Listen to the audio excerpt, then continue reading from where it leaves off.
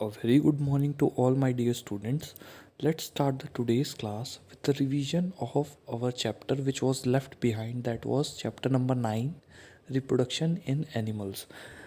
हमने 8th chapter तक revision कर लिया था, बट हमें ये 9th चैप्टर का रिवीजन करना बाकी था।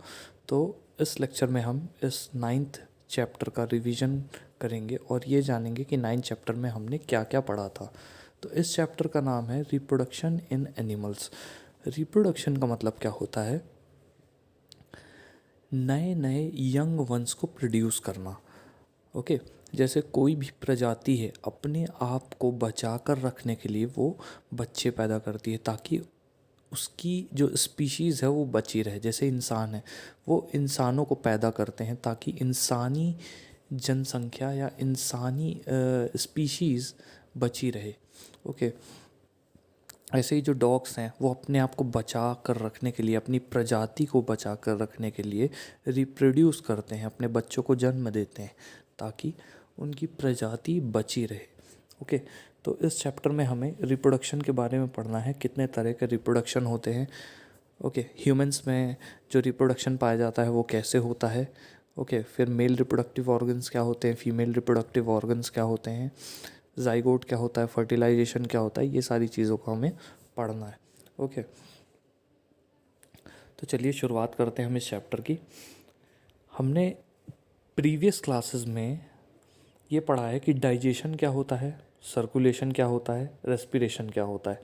तो डाइजेशन आप लोगों को याद होगा कि जब हम खाना खाते हैं तो हमारा खाना कैसे हमारे पेट में, स्मॉल इंटेस्टाइन में, लार्ज इंटेस्टाइन में जाकर डाइजेस्ट होता है और डाइजेस्ट होकर के फूड से इम्पॉर्टेंट न्यूट्रिएंट्स ब्लड में चले जाते हैं। ओके, तो डाइजेशन में खाना पचाने का प्रोसेस हमने पढ़ा है। सर्कुलेशन में हमने ये पढ़ा है कि कैसे जो हमारा ब्लड है वो पूरी बॉडी में घूमता रहता है। ओके, और पूरा हमारी बॉडी के हर एक सेल को क्या सप्लाई करता है, ऑक्सीजन। ओके, और रेस्पिरेशन में हमने पढ़ा है कैसे हम सांस लेते हैं, सांस के थ्रू ऑक्सीजन लेते हैं और कार्बन डाइऑक्साइड को बाहर निकालते हैं। ओके, तो ये सारी चीज़ें हमने प्रीवियस क्लासेस में पढ़ी हैं, बट इस क्लास में हमें रिप्रोडक्शन के बारे में पढ़ना है। तो रिप्रोडक्शन क्या होता है? रिप्रोडक्शन मतलब होता है कि जब कोई भी स्पीशीज़ अपनी स्पीशीज़ को सस्टेन करने के लिए, चाहे वो डॉग हो, चाहे कैट हो, चाहे इंसान हो, वो अपनी प्रजाति को बचा कर रखने के लिए बच्चों को जन्म देती जाती है, वो प्रोसेस कहलाता है रिप्रोडक्शन। ठीक है, रिप्रोडक्शन, प्रोडक्शन मतलब बनाना, रिप्रोडक्शन मतलब बार बार बनाना। ओके, तो चलिए ये देख लेते हैं कितने मोड्स ऑफ, कितने तरह के रिप्रोडक्शन होते हैं। 2 तरह के रिप्रोडक्शन होते हैं, सेक्सुअल रिप्रोडक्शन और एसेक्सुअल रिप्रोडक्शन। सेक्सुअल रिप्रोडक्शन क्या होता है? ऐसा रिप्रोडक्शन जिसमें मेल और फीमेल गैमीट इन्वॉल्व होते हैं। अब ये गैमीट क्या चीज़ होते हैं? गैमीट मतलब होता है युग्म, हिंदी में युग्म बोलते हैं। ओके, तो गैमीट ऐसे सेल होते हैं जिनके आपस में मिलने से जाइगोट नाम का एक सेल बनता है। अब ये सारी चीज़ें हम आगे पढ़ने वाले हैं। तो गैमीट वो सेल होते हैं जो एक मेल में पाए जाते हैं और फीमेल में पाए जाते हैं। तो मेल में पाए जाने वाले गैमीट्स को बोलते हैं मेल गैमीट्स, और मेल गैमीट्स होते हैं स्पर्म। ओके, और फीमेल्स में पाए जाने वाले गैमीट को बोलते हैं फीमेल गैमीट या ओवम। ओके, तो जब ये मेल गैमीट और फीमेल गैमीट मिलते हैं तब ये बनाते हैं जाइगोट, और जाइगोट ही बाद में डेवलप होकर के बनता है एक बेबी। ओके, बच्चा बनता है। ओके, तो ये सेक्सुअल रिप्रोडक्शन में क्या होता है, मेल और फीमेल पास में आते हैं और इनके गैमीट्स फ्यूज़ करते हैं।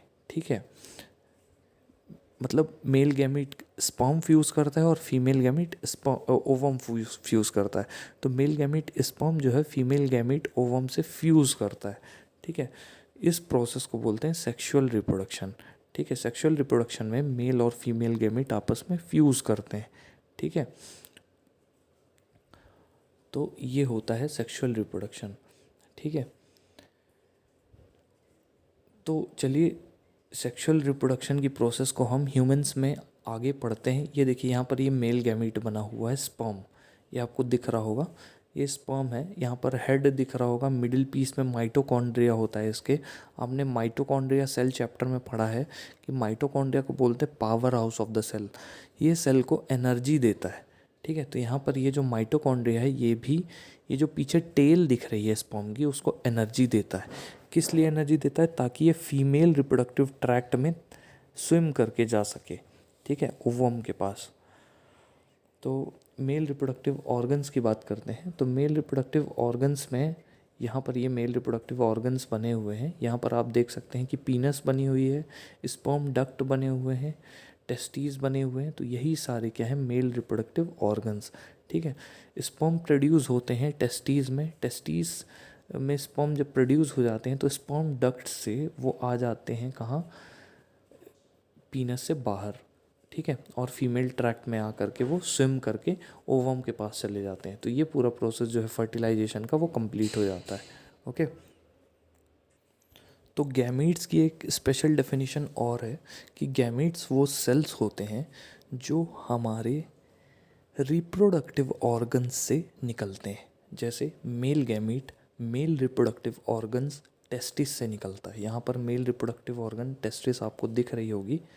तो मेल रिप्रोडक्टिव ऑर्गन टेस्टिस से मेल गैमीट रिलीज होता है। ऐसी फीमेल रिप्रोडक्टिव ऑर्गन्स ओवरी से फीमेल गैमीट रिलीज होता है, ओवम। ओके, तो ये जो मेल और फीमेल गैमीट है ये मेल और फीमेल रिप्रोडक्टिव ऑर्गन से रिलीज होते हैं। ठीक है, अब चलिए मेल रिप्रोडक्टिव ऑर्गन्स के बारे में थोड़ा सा पढ़ लेते हैं। The male reproductive organs include a pair of testis. Male reproductive organs में क्या क्या आ जाते हैं? टेस्टिस के पेयर आ जाते हैं। ठीक है, 2 टेस्टिस आ जाती हैं, 2 स्पर्म डक्ट आ जाते हैं, एक पीनस आ जाती है। ठीक है, तो यहाँ पर देखिए 2 टेस्टिस आपको दिख रहे होंगे, 2 स्पर्म डक्ट दिख रहे होंगे और एक पीनस दिख रहा होगा। Okay,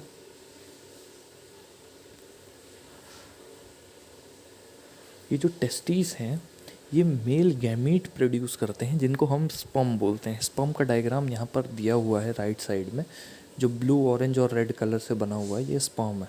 okay, millions of sperms are produced by testis. Testis के द्वारा लाखों करोड़ों स्पर्म जो है प्रोड्यूस होते हैं। ठीक है, स्पर्म सबसे छोटा सेल होता है ह्यूमन बॉडी का, ये मैंने आपको सेल चैप्टर में बताया था। अब फीमेल रिप्रोडक्टिव ऑर्गन्स की बात करें तो यहाँ पर आपको एक pair of ovaries, pair of oviduct या फेलोपियन ट्यूब और pair of ovaries, pair of oviduct या फेलोपियन ट्यूब और यूट्रस दिख रहा होगा। ओके, तो फीमेल रिप्रोडक्टिव ऑर्गन्स में यही 3 चीज़ें आती हैं, pair of ovaries, pair of oviducts और एक यूटेरस। ओके, यूटेरस ही वो जगह है जहाँ पर जाइगोट को इम्प्लांट किया जाता है। अब ये जाइगोट क्या होता है और इम्प्लांटेशन क्या होता है? जाइगोट मतलब जब मेल गैमीट स्पर्म और फीमेल गैमीट ओवम आपस में फ्यूज़ करते हैं और तो वो बना लेते हैं जाइगोट। ऐसा सेल बना लेते हैं जिसको बोलते हैं zygote.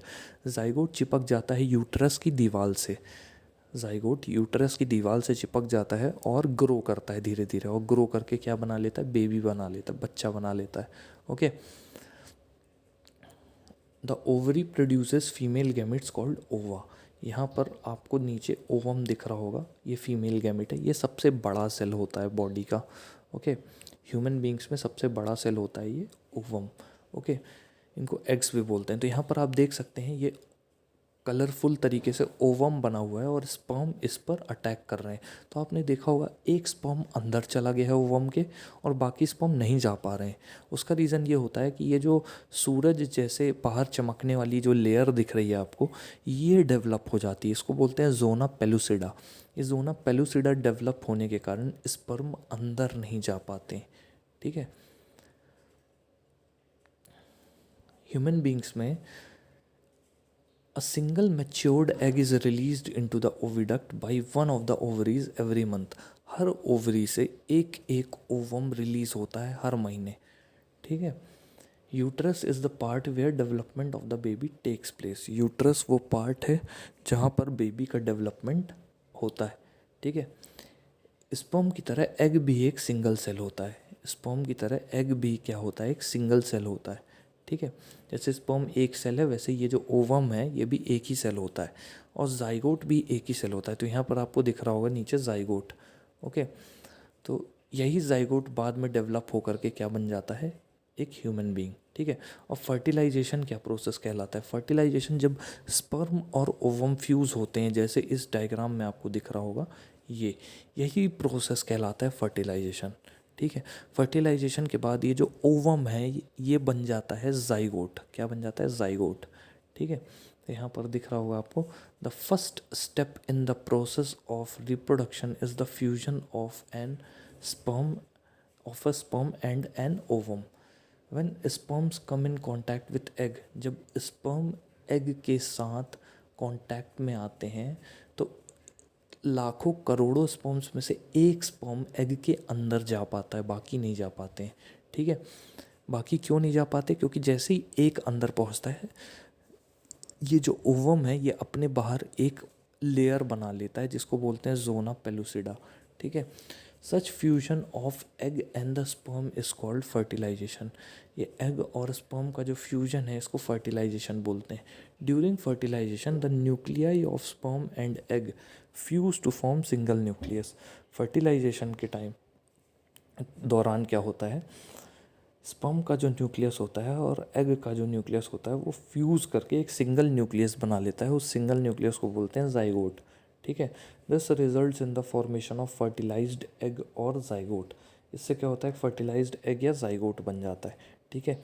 The process of fertilisation is the meeting of an egg cell from the mother and sperm cell from the father. Fertilisation का प्रोसेस क्या होता है, एक एग सेल यानी ओवम, आपको पता है एग सेल कहाँ से रिलीज़ होता है, फीमेल बॉडी से रिलीज़ होता है। फीमेल बॉडी में कहाँ से रिलीज़ होता है, फीमेल रिप्रोडक्टिव ऑर्गन से रिलीज़ होता है। फीमेल रिप्रोडक्टिव ऑर्गन्स में से कौन से ऑर्गन से रिलीज़ होता है, ओवरी से रिलीज़ होता है। ठीक है। तो ओवरी से रिलीज़ होता है फीमेल्स में एग सेल। तो एग सेल से जब मदर के एग सेल से जब फादर का स्पर्म सेल फ्यूज़ करता है यानी मिलता है, तो वो बना लेता है क्या, जाइगोट। और इसी प्रोसेस को बोलते हैं फर्टिलाइजेशन। ठीक है। So the new individual inherit some characteristics from the mother and some from the father. तो जो नया इंडिविजुअल है वो कुछ कैरेक्टरिस्टिक्स अपनी मदर से और कुछ कैरेक्टरिस्टिक्स अपने फादर से एक्वायर करता है। तभी आप देखेंगे कि हम लोग अपने माँ बाप जैसे दिखते हैं। ठीक है। थोड़ा थोड़ा चेहरा हमारे हमारे फादर जैसा हमको लगता है हमारा, और थोड़ा थोड़ा हमारा चेहरा हमारी मदर से मिलता है। कई बार ऐसा होता है नाक फादर जैसी होती है, आंखें मदर जैसी होती हैं। ओके। तो वो जो सिमिलैरिटी है वो इसी कारण आती है क्योंकि जो एक गैमीट है वो आया था फादर से और दूसरा गैमीट मदर से। दोनों के गैमीट से जो जाइगोट बना उससे हम बने। ओके, उससे ह्यूमन बींग्स बने। ठीक है। Fertilisation which takes place inside the female body is called internal fertilisation. अब फर्टिलाइजेशन भी दो तरह के होते हैं, इंटरनल फर्टिलाइजेशन और एक्सटर्नल फर्टिलाइजेशन।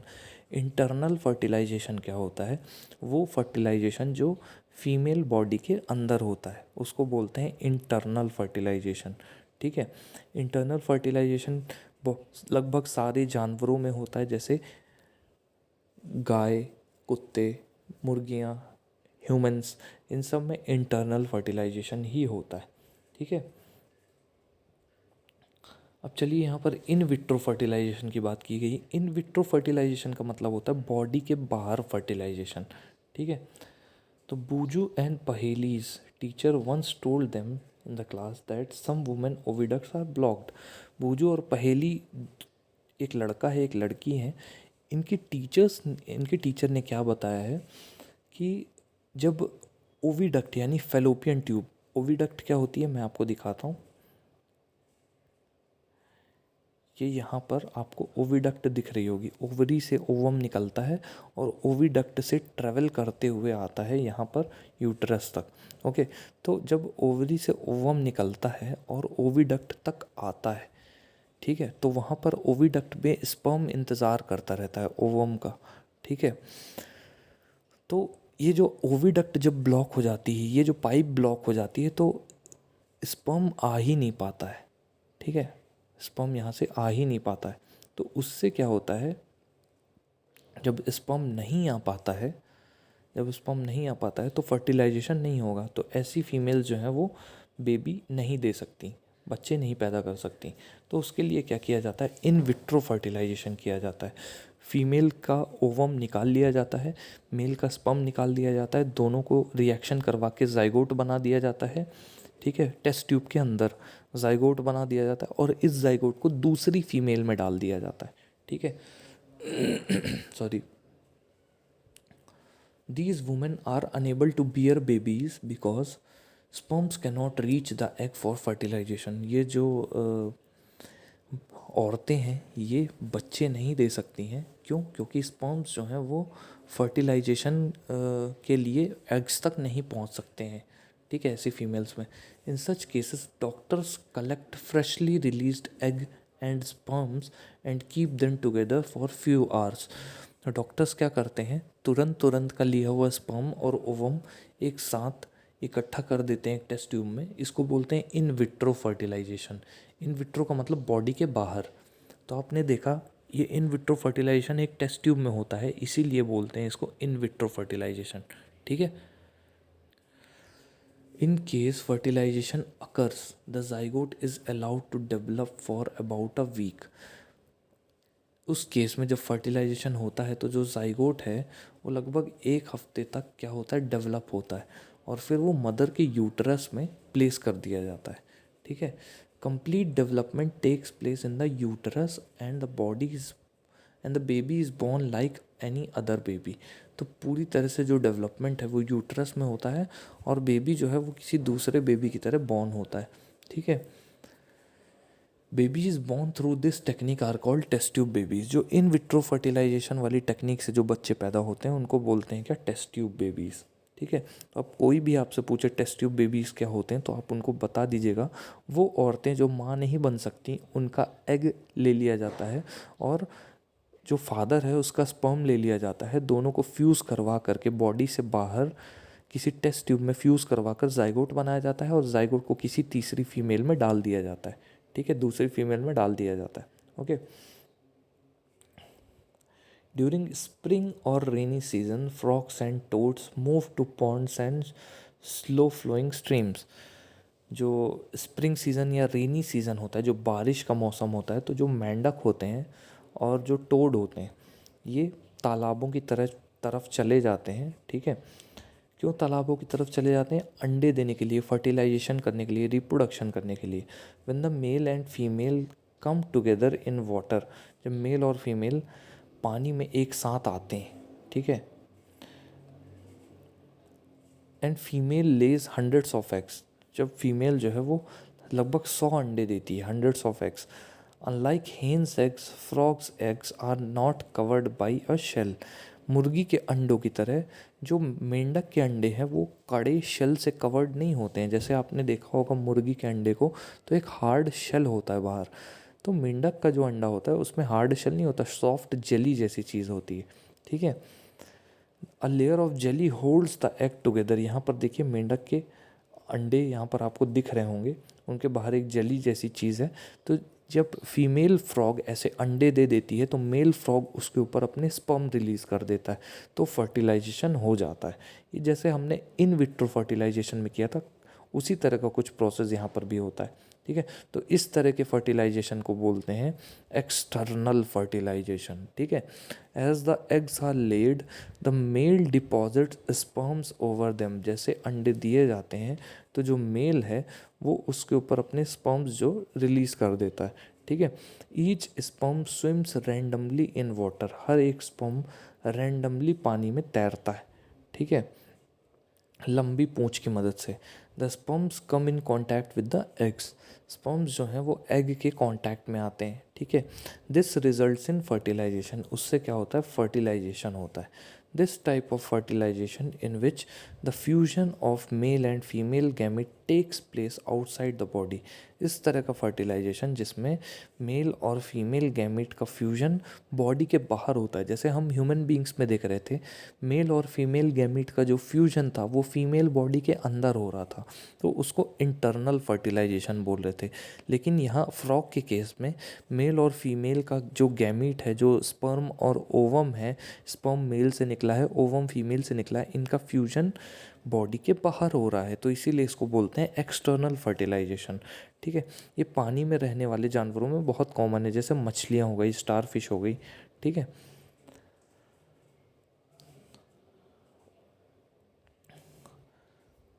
दो these animals lay hundreds of eggs and release millions of sperms। ये जो एनिमल्स हैं ये लगभग 100 अंडे देते हैं और लाखों करोड़ों स्पर्म्स जो हैं वो रिलीज़ करते हैं। तो ये जो एनिमल्स हैं ये लगभग 100 अंडे देते हैं और लाखों स्पर्म्स जो हैं वो रिलीज़ करते हैं। तो सारे एग्स जो हैं वो फर्टिलाइज नहीं होते हैं, सारे एग फर्टिलाइज नहीं होते हैं। ओके, इनमें से कुछ एग फर्टिलाइज होकर के नए इंडिविजुअल्स बन जाते हैं। This is because the eggs and sperms are expose to water movement, wind and rainfall. ऐसा इसलिए होता है क्योंकि जो एग्स और स्पर्म होते हैं उनको अलग करने वाले बहुत सारे फैक्टर होते हैं यहाँ पर। वाटर भी होता है, विंड भी होता है, रेनफॉल भी होता है। ठीक है, तीनों। Also there are other animals in the pond which में फीड ऑन एग्स। और ऐसे बहुत सारे जानवर होते हैं तालाब में जो मेंढक के अंडे, मछली के अंडे खाने के लिए तैयार रहते हैं। ठीक है, तो सारे अंडे जो हैं वो उनसे बच्चे नहीं निकल पाते हैं क्योंकि कुछ अंडों को दूसरे जानवर खा लेते हैं, कुछ बारिश से बह जाते हैं। ठीक है, thus production of large number of eggs and sperms is necessary to ensure fertilisation. तो लार्ज नंबर ऑफ एग्स और स्पर्म्स का जो प्रोडक्शन है, लार्ज नंबर ऑफ एग्स और स्पर्म्स का जो प्रोडक्शन है वो ज़रूरी है फर्टिलाइजेशन के लिए। ठीक है, अब चलिए हम एम्ब्रियो का डेवलपमेंट देख लेते हैं। देखिए एम्ब्रियो क्या चीज़ होती है। आपने इंटरनल फर्टिलाइजेशन सेक्सुअल रिप्रोडक्शन में पढ़ा है, हमने अभी थोड़ा देर पहले पढ़ा है कि जब मेल से स्पर्म आता है और फीमेल से ओवम आता है और ये फीमेल बॉडी के अंदर मिलते हैं तो ये जाइगोट बना लेते हैं। तो ये जाइगोट कहाँ चिपक जाता है? ये जाइगोट चिपक जाता है, आपको ध्यान होगा, यूटरस में। ठीक है, यूटरस की दीवार पे चिपक जाता है। ठीक है, और ये जाइगोट धीरे धीरे क्या बन जाता है? एम्ब्रियो बन जाता है। क्या बन जाता है? एम्ब्रियो बन जाता है। ठीक है, तो fertilisation results in the formation of zygote. Fertilisation से क्या बनता है? जाइगोट बनता है। ठीक है, और ये जाइगोट क्या बन जाता है? एम्ब्रियो बन जाता है। ठीक है, फर्टिलाइजेशन से क्या बनता है? जाइगोट, और बाद में ये जाइगोट डेवलप होकर के क्या बन जाता है? एम्ब्रियो बन जाता है। The zygote divides repeatedly to give rise to a ball of cells. जो जाइगोट है वो रिपीटेडली बार बार डिवाइड होता है, सेल्स का एक बॉल बनता है। ओके, अलग अलग नाम होते हैं उसके, कभी मोरुला बोलते हैं, कभी गैस्ट्रुला बोलते हैं। जैसे पहले जाइगोट 2 सेल वाला होता है, 2 सेल से 4 सेल बनते हैं, 4 से 8, 8 से 16, 16 से 32, ऐसे ऐसे करके बहुत सारे सेल बनते जाते हैं। The cells then begin to form groups. ये जो सेल्स हैं ये ग्रुप्स बनाते हैं, that develop into different tissues. और ये ग्रुप्स अलग अलग टिश्यूज़ बना लेते हैं बाद में। जैसे हमारी बॉडी है वो 4 तरह के टिश्यूज़ से बनती है। आपको पता है हर लिविंग थिंग की बॉडी सेल से बनती है, और सेल जब मिलकर एक साथ काम करते हैं तो वो टिश्यू बना लेते हैं। तो हमारे यानी ह्यूमन बींग्स की जो बॉडी है, एनिमल्स की जो बॉडी है, वो 4 तरह के टिश्यूज से बनती है। Epithelial tissue, muscular tissue, connective tissue और नर्वस टिश्यू। तो जो एपिथेलियल टिश्यू है वो बॉडी की स्किन बनाता है। तो ऐसे ऐसे करके अलग अलग टिश्यू धीरे धीरे डेवलप होने लगते हैं। ठीक है, मतलब डिफरेंशिएशन होने लगता है। This developing structure is termed as embryo. इस तरह के डेवलपिंग स्ट्रक्चर को क्या बोलते हैं? Embryo. The embryo gets embedded in the walls of the uterus for further development. Embryo जो है वो बाद में यूटरस की वॉल से चिपक जाता है और ज़्यादा डेवलप होने के लिए। तो आप यहाँ पर देख सकते हैं ओवरी से एग रिलीज़ हुआ और स्पर्म ने उस एग को फ्यूज़ करके जाइगोट बना दिया है यहाँ पर। तो जाइगोट बन गया, धीरे धीरे जाइगोट मूव करता जाता है फेलोपियन ट्यूब में, मूव करके 2 सेल वाला बनता है, 2 से 4 सेल वाला बनता है, 4 से 8 सेल वाला बनता है, 8 से 16, 16 से 32। ओके, और ये एम्ब्रियो यहाँ पर चिपक जाता है और धीरे धीरे फिर इस एम्ब्रियो से क्या बन जाता है? बेबी बन जाता है। ठीक है, तो ये पूरा स्ट्रक्चर है।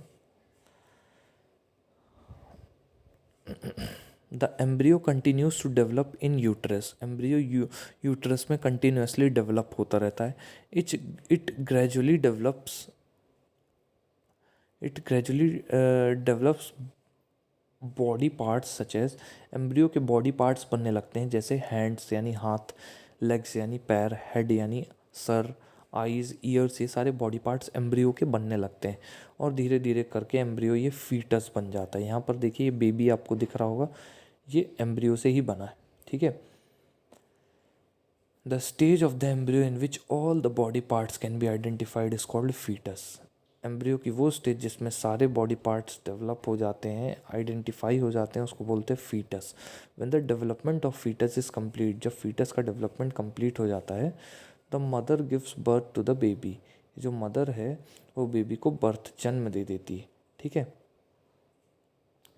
Internal fertilisation take place in hens also, internal fertilisation मुर्गियों में भी होता है।